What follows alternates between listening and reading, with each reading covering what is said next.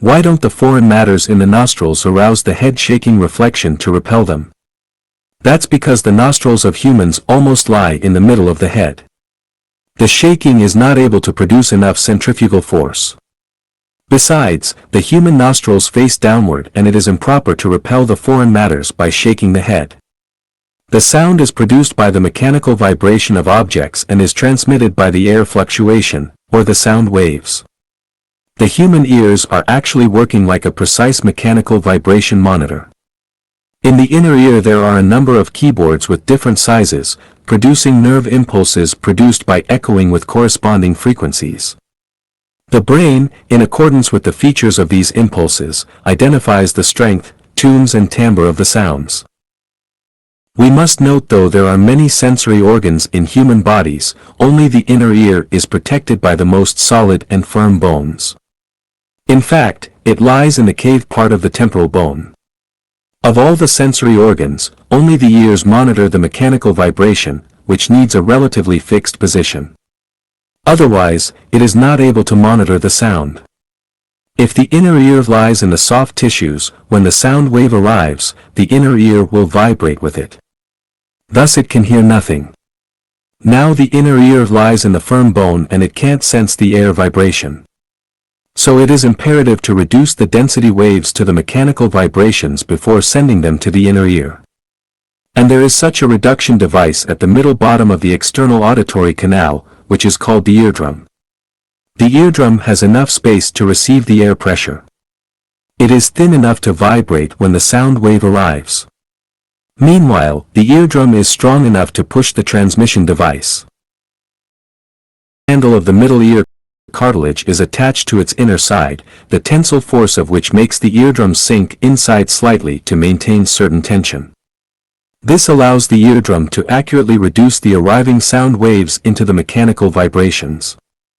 No matter what the temperature is, the vibration function is not impacted. After the sound waves are reduced into the mechanical vibration, some rigid objects are needed to transmit the vibration to the inner ear. Of all body tissues, the most rigid objects are the bones. However, the bones are heavy in general and covered by the soft tissues, which are not suitable for the audio vibration. However, in the tympanic cavity between the eardrum and the inner ear, there are three unique tiny bones with delicate forms measured in millimeters. They are almost completely exposed to the air in the tympanic cavity. These three tiny bones are connected by ligament and form a transmission chain in curve with excellent audio vibration function, able to transmit accurately the vibration of the eardrum to the inner ear. The transmission device can properly multiply the weak vibration and reduce the strong sound wave. All of these structures are the super designs required by the acoustics. There are even smarter designs in the hearing organ. For example, to make the eardrum vibrate freely following the arriving sound waves, the two sides of the eardrums must be exposed to the air. As a result, there is a tympanic cavity full of air in the middle ear. If the cavity is filled by liquids, just as other cavities are, the eardrum is not able to vibrate because the liquids can't contract. Besides, the cavity does not only need to be filled with air, but also needs to be connected to the outside world with a proper passage, to balance the static air pressure in the cavity with the outside air pressure. Otherwise, the air in the cavity will gradually be absorbed, causing the eardrum to sink excessively or damaging it. When the outside air pressure changes, such as in mountain climbing, diving, the airplane takeoff or climate change, it will arouse uncomfortable feelings or lead to hearing malfunction. But the middle ear can't be opened to the outside world directly, just like the external auditory canal or nostrils can. The reason is that the direct exposure will make the arriving waving sound reach the two sides of the eardrums at the same time via the external auditory canal and middle ear passage, counteracting the sound pressure. Thus the eardrums will not vibrate at all, unable to produce the hearing. So it is a difficult problem to connect the middle ear and the outside world. However, the human body, with a smart design, solves this problem.